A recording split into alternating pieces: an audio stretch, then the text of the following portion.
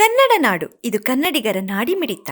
ಈ ಒಂದು ಮೀಡಿಯಾದಲ್ಲಿ ನಾವು ಒಂದು ಮೆಸೇಜ್ ಕೊಡಬೇಕಂತ ಒಂದು ಉದ್ದೇಶಕ್ಕಾಗಿ ನಾವು ಬಂದಿದ್ದೇವೆ. ಆದ್ರೆ ಒಂದೇ ವಿಚಾರ, 1994ರಿಂದಲೂ ನಾವು NS ಬೋಸರಾಜ್ ಸಾಹೇಬರ ಒಟ್ಟಿಗಿದ್ದು ಅವರ ಅನುಭವಗಳು ಗೊತ್ತು ನಮಗೆ. ಅವರು ಅಭಿವೃದ್ಧಿ ಚಿಂತಕರು. ಯಾವುದೇ ಕೆಲಸ ಇರಲಿ ಚಾಚು ತಪ್ಪದಂತೆ ದಕ್ಷವಾಗಿ ಪ್ರಾಮಾಣಿಕವಾಗಿ ಮಾಡ್ತಕ್ಕಂಥ ಯಾರಾದ್ರೂ ಒಬ್ಬ ವ್ಯಕ್ತಿ ಇದ್ರೆ ಅದು ನಮ್ಮ NS ಬೋಸರಾಜ್ ಸಾಹೇಬರು. ಯಾಕಂದ್ರೆ ಅವರು ಜಿಲ್ಲಾಧ್ಯಕ್ಷರಾಗಿದ್ದಾಗ ಅಷ್ಟೇ ಪ್ರಾಮಾಣಿಕವಾಗಿ ಕೆಲಸ ಮಾಡಿದ್ರು.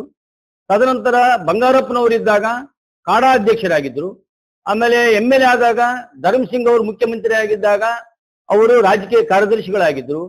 ಆಮೇಲೆ HKD ಅಧ್ಯಕ್ಷರು ಆಗಿದ್ರು. ಯಾವುದೇ ಹುದ್ದೆ ಕೊಡಲವರು, ಪಕ್ಷದಲ್ಲಾದ್ರೂ ಕೊಡ್ಲಿ ಸರ್ಕಾರದಲ್ಲಾದ್ರೂ ಕೊಡ್ಲಿ, ಯಾವುದೇ ಹುದ್ದೆಯನ್ನು ಆ ಹುದ್ದೆಯಲ್ಲಿರ್ತಕ್ಕಂಥ ಪ್ರತಿಯೊಂದನ್ನು ಕೆದಕಿ ಇದರಿಂದ ಜನರಿಗೆ ಏನಾಗ್ತದ, ಇದರಿಂದ ಜಿಲ್ಲೆಗೆ ಏನಾಗ್ತದ ಅಂತಕ್ಕಂಥ ರೀತಿಯಲ್ಲಿ ಅವರು ಸ್ಟಡಿ ಮಾಡಿ ಅದ್ರ ಬಗ್ಗೆ ಅವರು ಬಹಳ ಕೂಲಂಕುಷವಾಗಿ ಆಲೋಚನೆ ಮಾಡಿ ಅಧಿಕಾರಿಗಳೊಂದಿಗೆ ಚಾಚೂ ತಪ್ಪದಂತೆ ಮಾಡಿ ಅವರು ಅಭಿವೃದ್ಧಿ ಬಗ್ಗೆ ಬಹಳ ಚಿಂತಕರಾಗಿದ್ದಾರೆ.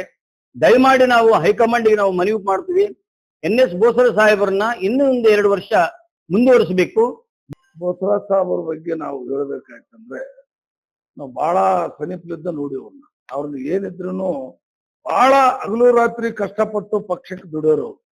ಇವತ್ತು ನಾವು ಹೇಳೋದಿಷ್ಟೇ, ಈಗ ಅವ್ರು ನಮ್ಮ ಮಂತ್ರಿನ ಮುಂದುವರಿಸಿದ್ರೆ ಈ ಜಿಲ್ಲೆಯಲ್ಲಿ ನಡೀತಕ್ಕಂಥ 28ರ ಚುನಾವಣೆ 7ಕ್ಕೆ 7 MLAಗಳು ಆರಿಸಿ ತರ್ತಕ್ಕಂಥ ಸಾಮರ್ಥ್ಯ ಉಳ್ಳವರು ಬೋಸರಾಜ್ ಸಾಹೇಬ್. ದಯಮಾಡಿ ನೀವು ಹೈಕಮಾಂಡ್ ಅವ್ರಿಗೆ ನಮ್ಮ ಮನವಿ ಇಷ್ಟೇ, ಏನೇ ಮಾಡಿ ಬಹಳಷ್ಟು ಹಿಂದುಳಿದ ವರ್ಗ ನಾಯಕರು, ಯಾಕಂದ್ರೆ ಎಲ್ಲ ಹರಿಜನರ ಹಚ್ಕೊಂತಾರ, ಮುಸ್ಲಿಮರ ಹಚ್ಕೊಂತಾರ, ಕುರುಬರ ಹಚ್ಕೊಂತಾರ, ನಾಯಕರು ಎಲ್ಲ ಜನಾಂಗ, ಇಡೀ ಹಿಂದ ವರ್ಗ ಏನೈತಿ ಎಲ್ಲ ವರ್ಗ ಅಥವಾ ಬಹಳ ಲೈಕ್ ಮಾಡ್ತಾನೆ. ಅದಕ್ಕೆ ನಾವು ಅವ್ರಿಗೂ ಬಹಳ ಬೆಂಬಲವಾಗಿ ನಿಂತೀವಿ. ಅವ್ರಿಗೆ ದಯಮಾಡಿ ನೀವೇನೇ ಕಷ್ಟ ಸುಖ ಇದ್ರು ದಯಮಾಡಿ ಅವ್ರಿಗೆ ಮುಂದುವರಿಸ್ಬೇಕು. ಮಂತ್ರಿನ ಇನ್ನು 2 ವರ್ಷ ಮುಂದುವರಿಸಿದ್ರೆ ಇಲ್ಲಿ ನಮ್ಮ ಮಾನ್ವಿ ತಾಲೂಕಾ ಮತ್ತು ರಾಯಚೂರು ಜಿಲ್ಲಾ ಎಲ್ಲ ಸುಧಾರಣೆ ಆಗ್ತದ, ಡೆವಲಪ್ ಆಗ್ತದ. ಅಭಿವೃದ್ಧಿ ಸಲುವಾಗಿ ನೀವು ಅವ್ರನ್ನ ಮಂತ್ರಿ ಮಾಡ್ಬೇಕಂತ ತಮ್ಮಲ್ಲಿ ಕಳಕಳಿ ಮನವಿ.